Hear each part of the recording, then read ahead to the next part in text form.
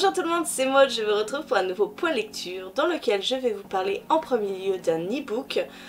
La première fois qu'on m'a embrassé, je suis morte de Colleen Hockley, paru chez Milady. On enchaînera ensuite avec le tome 11 de la saga L'Épouvanteur. Donc c'est L'Épouvanteur, le pacte de Slither de Joseph Delaney, paru chez Bayard Jeunesse. On continuera avec Atlas des courants invisibles et ceux qui les parcourent de Thomas Gerbeau en autopublication.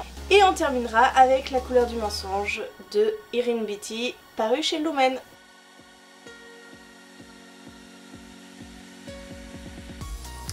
Allez, on commence tout de suite avec cette lecture numérique que j'avais acquis lors de la grosse OP. J'avais envie de quelque chose de différent, de contemporain, je n'en lis pas très souvent et là, je dois bien avouer que entre mes lectures science-fiction, mes lectures fantasy, fantastique, je voulais quelque chose ancré dans la réalité et j'ai été très bien dans cette lecture. Par contre, comme d'habitude, vous m'excusez, je l'ai lu il y a un petit moment et je ne me souviens plus du nom de l'héroïne. Voilà, ce sont les aléas des grandes lectrices qui ont une mémoire de poisson des noms. Voilà. Nous allons suivre une jeune fille, femme, à présent, oui c'est une femme, qui, quand elle était plus jeune, s'est découvert une étrange allergie. Elle est allergique aux gens.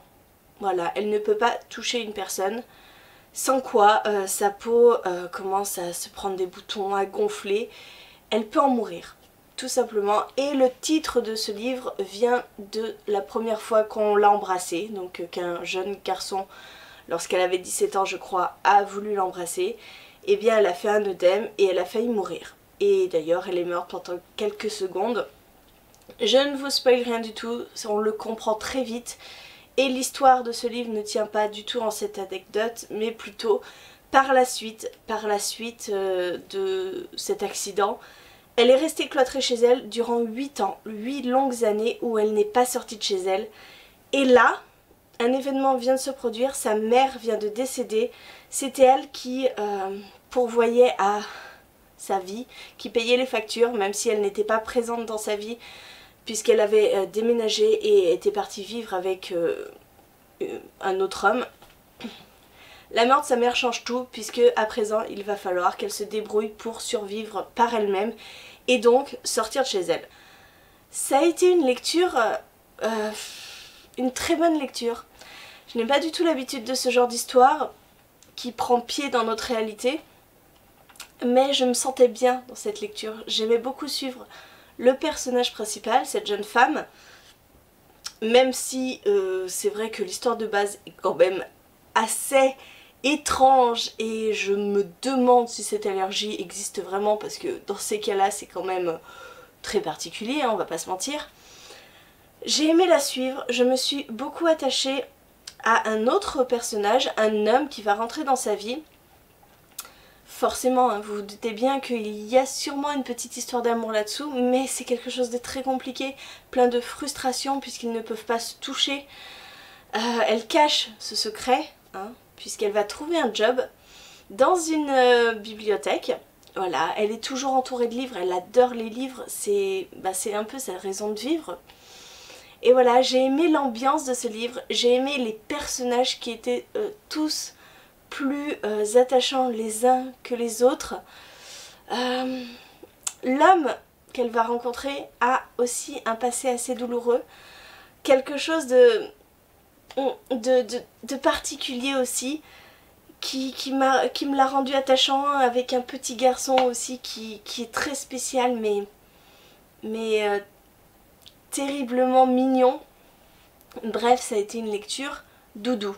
Voilà, je ne sais pas comment vous l'expliquer, ça a été une lecture doudou, quelque chose qui m'a réconfortée, dans laquelle j'étais bien et que voilà, je n'avais pas envie de terminer.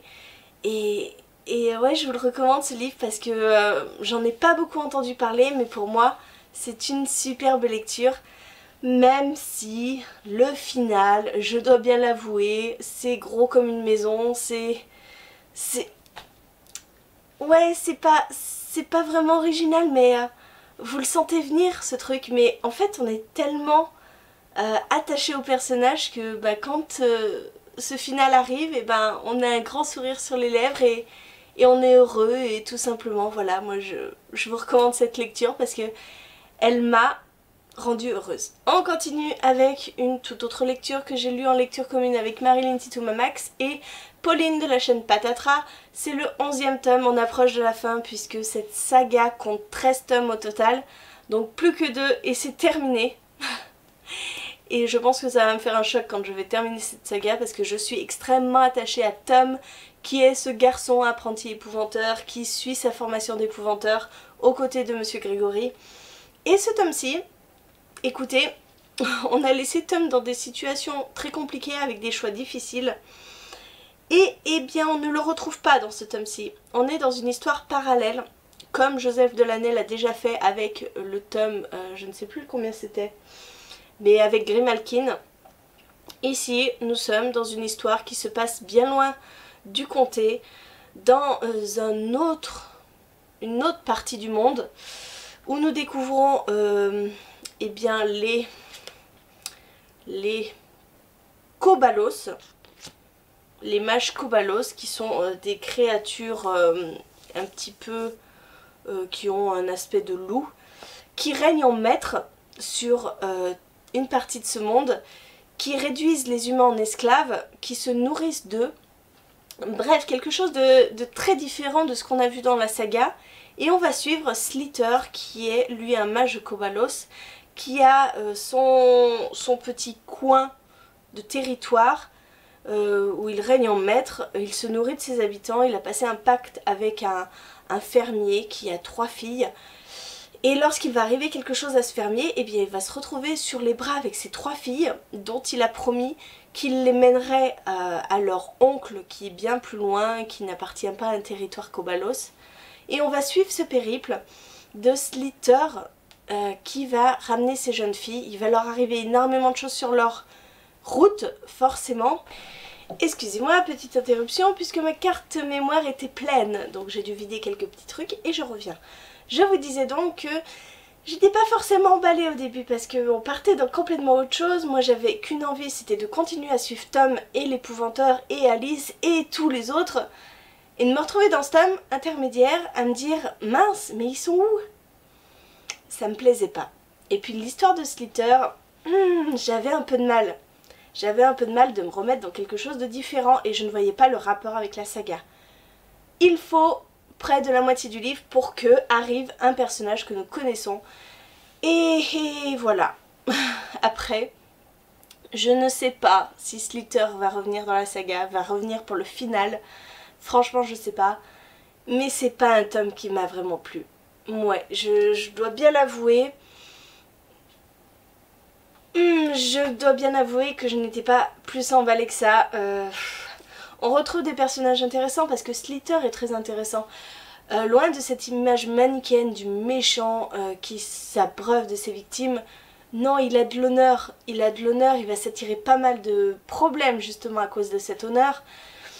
La relation qu'il va avoir avec une des jeunes filles est plutôt intéressante puisque cette jeune fille est courageuse, elle a peur, elle est terrifiée au fond d'elle, mais elle me rappelle Tom parce qu'elle ne recule devant rien, aucun sacrifice pour ses petites sœurs. Donc c'était intéressant, mais Tom et les autres m'ont manqué, donc bon, c'est pas pour moi le meilleur de la saga. Il est peut-être nécessaire, je ne vous dis pas le contraire, mais j'aurais voulu peut-être qu'il soit fait autrement. Donc, pas le meilleur tome de la saga, mais je vais continuer et j'espère que le prochain tome va nous donner plein de réponses parce qu'on approche de la fin, donc je veux que ça bouge et que ce soit explosif. On va parler de ce service presse que j'ai reçu directement de la part de l'auteur, donc merci, un grand merci à Thomas pour l'envoi de ce livre. Ça fait une semaine et demie, presque 2 semaines que j'ai lu ce livre et je suis toujours très perturbée pour vous expliquer en fait ce que j'ai ressenti durant ma lecture. C'est une histoire assez complexe, nous allons rencontrer 4 personnages qui ont des pouvoirs spéciaux. L'un est doué de chances extraordinaires, un autre lit dans les pensées et par là même arrive à comment dire, à contrôler l'esprit des gens pour leur faire faire un petit peu ce que lui a envie. Une jeune femme, elle, voit le futur. Et un autre, eh bien je ne vous dirai absolument pas quel est son pouvoir puisqu'on le découvre au fur et à mesure. Et ça reste un des mystères quand même de ce livre, donc je ne vais pas vous en parler. Ces 4 personnes, eh bien, sont dispersées un petit peu partout dans le monde. Et on commence ce livre avec 2 de ces jeunes gens, donc ils ont 25-26 ans. Et ils sont en hôpital psychiatrique. Ils ont des troubles depuis leur enfance, on n'arrive pas à vraiment expliquer ce que c'est, on n'a pas vraiment défini que c'était des pouvoirs. Ils sont en hôpital psychiatrique, ils vivent un petit peu leur vie et tout va basculer.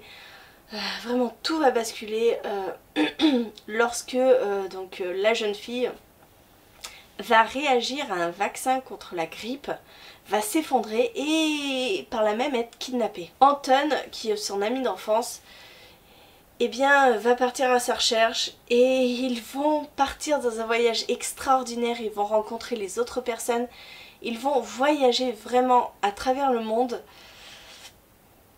Et c'est presque un voyage initiatique qu'ils vont entreprendre, une quête pour comprendre ce qu'ils sont. Parce qu'il y a des choses qui les rongent depuis qu'ils sont nés. Et tout ça sous fond de course-poursuite puisqu'ils sont recherchés par une agence pharmaceutique, il me semble. Je ne veux pas dire de bêtises, je suis désolée Thomas, ça fait 2 semaines mais je crois que... Je ne sais plus, je crois que c'est une société pharmaceutique. Et ouais, c'était prenant. J'ai beaucoup aimé ce livre, je ne savais vraiment pas à quoi m'attendre parce que j'avais peur que ce soit peut-être un peu trop philosophique, un petit peu trop... un peu trop étrange, voilà, avec beaucoup de théories, je ne sais pas, un peu fantasmagoriques. Et je me suis laissée prendre par cette histoire parce que c'est bien écrit. Ça va quand même à toute vitesse. On a une sorte de décompte à chaque fois sur certains passages. On est 13 jours avant l'événement. Donc on va tranquillement aller jusqu'à ce point culminant qui est l'événement. Et on suit par petites touches ces personnages. Voilà. Plus les gens qui les traquent. On comprend au fur et à mesure ce qui les relie entre eux. Et c'est bien foutu, c'est vraiment bien foutu, c'est agréable à lire, c'est fluide. On a un mélange de côté scientifique qui essaye d'expliquer les choses avec un côté spirituel. Et cet alliage marche très bien. Moi j'ai trouvé l'alliance des deux marchait très bien. Le bémol, néanmoins, à ce livre, c'est justement cet événement. On a ce compte à rebours qui nous mène vers cet événement. Et moi je m'attendais à quelque chose d'explosif avec la révélation de toutes les choses. Et je dois bien avouer que je suis limite déçue parce que ce que j'attendais ne s'est pas forcément produit. Alors on a des révélations, on a des choses qu'on commence à comprendre, à appréhender. Mais je m'attendais peut-être à quelque chose de supérieur et quelque chose qui serait l'aboutissement vraiment de ce livre. Mais il pose pas mal de questions sur notre société, sur ses dérives. Et ouais, je peux vous le recommander, c'est de l'autopublication, donc c'est le 2e livre de l'auteur. Et non, c'était vraiment bien, je me suis laissée happer par ce récit, je dois bien avouer. Et je ne m'y attendais pas, je ne savais pas vraiment à quoi m'attendre de toute façon. Mais c'était plutôt agréable de lire autre chose que ce que je lis habituellement, c'est plus adulte. Je ne sais pas pourquoi au début je croyais que c'était adolescent, qu'ils étaient adolescents ces enfants, ces personnes. Mais non, ils sont bien adultes, ils sont ancrés dans une vie d'adulte. Et ouais, il y a... Je sais pas comment vous l'expliquer parce que moi-même encore c'est très flou dans ma mémoire. Parce que il y avait certains passages, j'étais à fond dedans et puis certains autres où je me posais tellement de questions. Et j'ai pas eu toutes les réponses à mes questions. Mais il faut quand même garder une dose de mystère et partir dans de la spiritualité peut-être pour appréhender les choses. Voilà. J'espère que mon avis n'est pas trop fouillis, mais c'est ce que je ressens au fond de moi, un gros maelstrom d'émotions et un gros maelstrom de flou. C'est très étrange, mais c'est pas désagréable. Et on termine avec cette lecture que j'ai fait en lecture commune avec Marilyn, Titouma Max. Le tome 2 vient de sortir, il est sorti la semaine dernière. et j'avais envie de le sortir de ma palle pour voir ce que ça donnait et si j'achetais le tome 2. Et je dois dire que j'ai passé un bon moment en suivant Sage Fowler, qui est une jeune femme qui a été recueillie par son oncle à la suite de la mort de ses parents. Sauf que dans cet univers, si vous voulez, une jeune femme se doit de faire appel à une entremetteuse pour se marier, pour faire un bon mariage de convenance. Et Sage, elle n'est pas du tout partie là-dedans. Elle est professeure, elle aime enseigner à ses nièces et ses neveux. Et quand son oncle va lui dire qu'elle a rendez-vous avec une entremetteuse, elle va pas du tout mettre de la bonne volonté et elle va se retrouver, au lieu d'être une des clientes de l'entremetteuse, son assistante.